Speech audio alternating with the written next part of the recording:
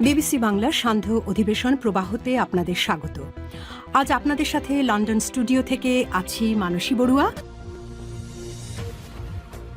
বাংলাদেশের সর্বশেষ গুরুত্বপূর্ণ আপডেট সংবাদে আপনাকে স্বাগত। শুরুতেই সংবাদ শিরোনাম, পরে বিস্তারিত। প্রথমেই জানাবো আমাদের হাতে থাকা সর্বশেষ গুরুত্বপূর্ণ সবথেকে তাজা আপডেট সংবাদ। ইসলামী আন্দোলন ইস্যুতে নেতাকর্মীদের যে বার্তা দিলেন জামাতের আমির। ইসলামী আন্দোলন বাংলাদেশকে নিয়ে অনাকাঙ্ক্ষিত ও বিভ্রান্তিমূলক বিভিন্ন মন্তব্য ও লেখালেখি করা থেকে নেতাকর্মীদের বিরত থাকার আহ্বান জানিয়েছে বাংলাদেশ জামাত ইসলামের আমির ড. শফিকুর রহমান। আজ নিজের ভেরিফাইড ফেসবুক আইডিতে এক পোস্টে তিনি এসব কথা বলেন। এরপর জানাবো সিলেট জেলা বিএনপি নেতা সেনাবাহিনীর হাতে আটক। সিলেট জেলা বিএনপির যুগ্ম সম্পাদক আনোয়ার হোসেন মানিককে সেনাবাহিনীর একটি দল আটক করেছে। আজ সিলেট নগরীর সুবিদবাজারে তার বাসা থেকে তাকে আটক করা হয়। এরপর তাকে থানায় হস্তান্তর করা হয়েছে। বিএনপি নেতাকর্মীদের কাছে অস্ত্র কিংবা চাঁদাবাজি সহ বিভিন্ন অপরাধে তারা যুক্ত থাকার কারণে সেনাবাহিনীর সদস্যরা তাদেরকে আটক করতে বাধ্য হচ্ছে। তাদের হাত থেকে পুরো বাংলাদেশের মানুষ এখন মুক্তি চায়। এদিকে পাবনার দুটি আসনে 12 ফেব্রুয়ারি নির্বাচন অনুষ্ঠিত হবে বলছে আপিল বিভাগ।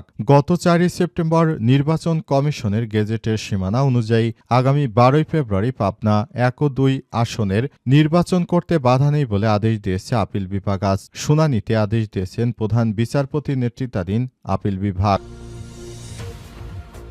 জানাবো কারণ বাজারে অব্যবস্থাপনা নেপথ্যে চাঁদাবাজি দুর্ভোগে রাজধানীর গুরুত্বপূর্ণ বাণিজ্যিক এলাকা কারণ বাজারে ফুটপাত পুরোটাই দখল হয়ে আছে। সড়কেও রাত দিন বসে ভ্রাম্যমাণ দোকান। এ এলাকায় ছড়ায় দুর্গন্ধ। এ এলাকায় বিএনপির চাঁদাবাজিতে অতিষ্ঠ হয়ে পড়েছে পুরোমান এলাকার মানুষ এবং ব্যবসায়ীরা। তারা জানিয়েছে প্রতি ঘন্টায় ঘন্টায় কোটি কোটি টাকা চাঁদাবাজি করা হচ্ছে এখান থেকে।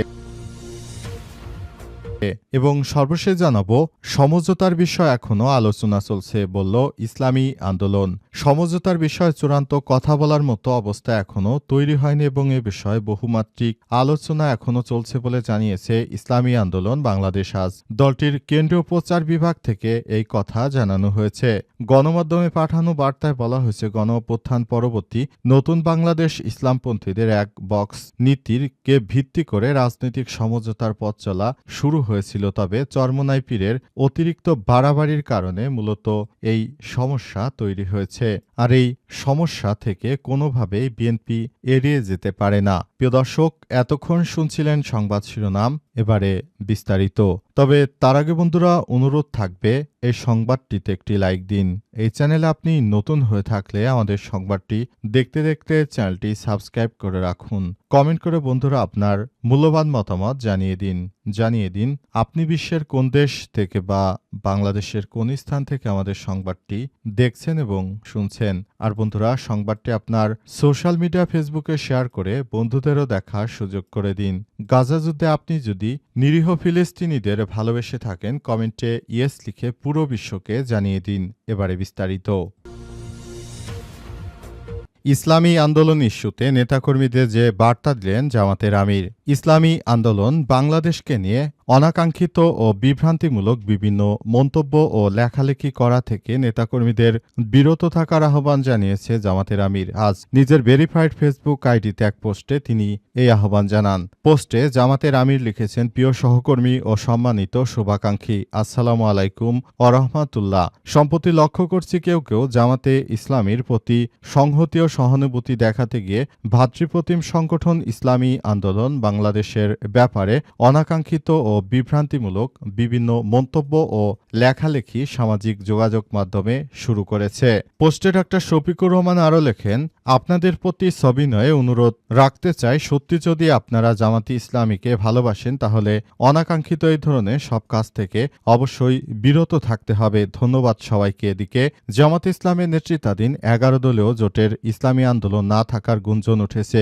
গত এক সপ্তাহ ধরে জোটের শরিকদের সঙ্গে দফায় দফায় আলোচনার পর ইসলামী আন্দোলনের পক্ষ থেকে জানানো হয়েছে কমপক্ষে তাদেরকে 80 থেকে 100 আসন ছাড় না দিলে তারা জোটে থাকবে না। কিন্তু জামাতের পক্ষ থেকে এত আসন যদি তাদেরকে ছেড়ে দেওয়া হয় তাহলে বাংলাদেশ জামাত ইসলামের জন্য মাত্র 150টি আসন থাকে। সুতরাং এমন একটি পরিস্থিতিতে বাংলাদেশ জামাত ইসলাম কোনোভাবেই তাদেরকে এত আসন ছাড় দিতে পারে না। এত আসন ছাড় দিলে, যে চরমোনাই পীর জীবনে কোনোদিন সংসদে যায় নাই, এবার তারা নির্বাচনে জিতে তারা 100 আসন নিয়ে সংসদে যাবে, মন্ত্রী হবে, আসলে এই বিষয়টি অলীক স্বপ্ন হিসেবে অনেকেই কল্পনা করছে। সুতরাং এই জায়গা থেকে বাংলাদেশ জামাত ইসলামের আমির তিনি এমন সিদ্ধান্ত নিয়েছেন যে না, এভাবে আসলে জোটে যাওয়া সম্ভব নয়।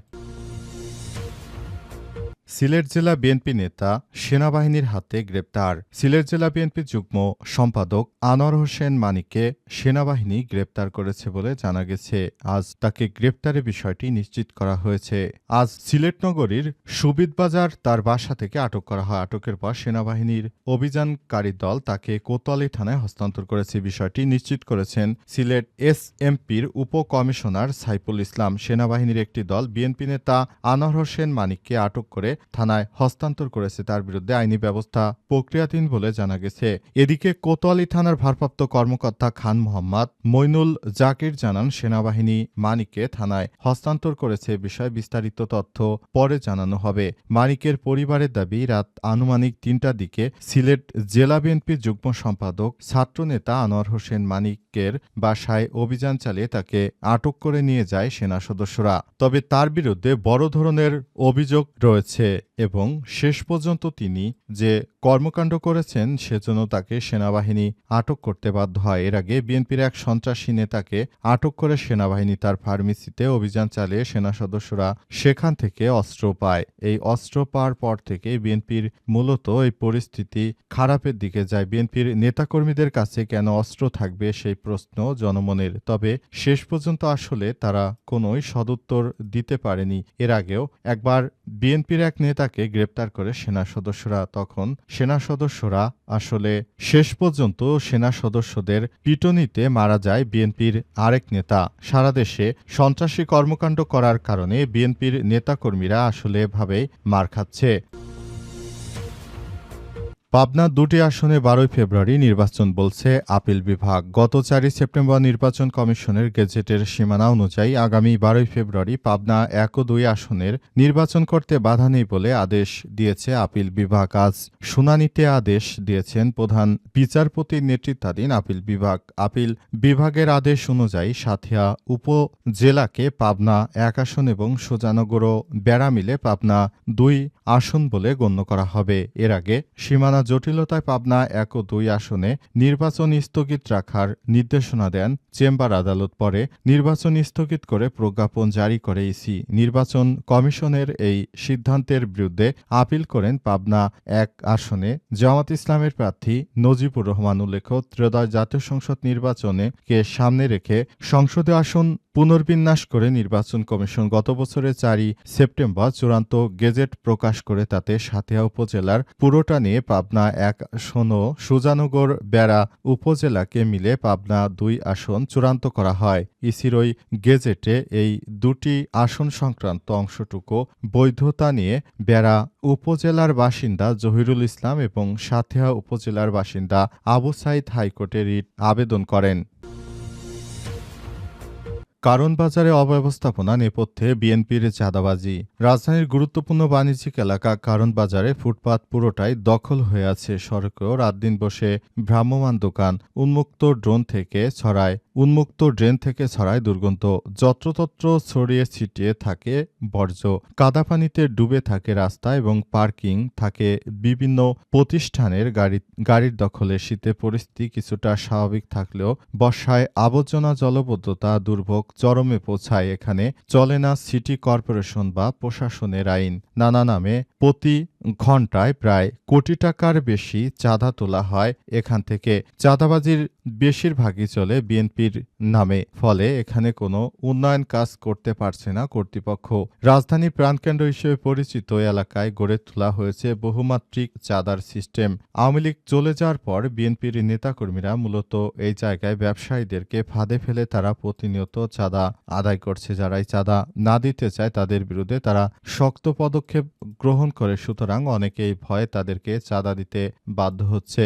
এখান থেকে বের হয়ে আসার চেষ্টা করছে অনেকেই। অনেক নেতৃত্ববৃন্দ মনে করে এবার জাতীয় সংসদ নির্বাচনে আবার তারা জামাত ইসলামকে ভোট দিয়ে একটি এমন রাজনৈতিক দলকে ক্ষমতায় চায় যারা মূলত বাংলাদেশকে একটা ভালো অবস্থানে নিয়ে যেতে পারবে। সুতরাং এই অবস্থান থেকে অবশ্যই বাংলাদেশকে একটি এমন জায়গায় আসতে হবে যাতে করে পুরো বাংলাদেশটাকে একটি সিস্টেমেটিক ওয়েতে সামনের দিকে এগিয়ে নিয়ে যাওয়া যায়। সুতরাং বাংলাদেশের প্রতিটি জায়গায় এসব বিষয়গুলো আরও সুন্দরভাবে দেখভাল করতে হবে এবং পুরো বাংলাদেশটাকে একটি সিস্টেমেটিক ওয়েতে সবকিছু ঠিকঠাক করতে হবে বলে মনে করেন তারা। তাই বিএনপির এই চাঁদাবাজি সাম্রাজ্য থেকে দেশের মানুষ বেরিয়ে আসতে চায়। তারা যা শুরু করেছে বাংলাদেশে, এখান থেকে আগামী জাতীয় সংসদ নির্বাচনে তারা এই চাঁদাবাজি থেকে বেরিয়ে এসে একটি সুন্দর বাংলাদেশ গড়ার প্রত্যয় ব্যক্ত করে।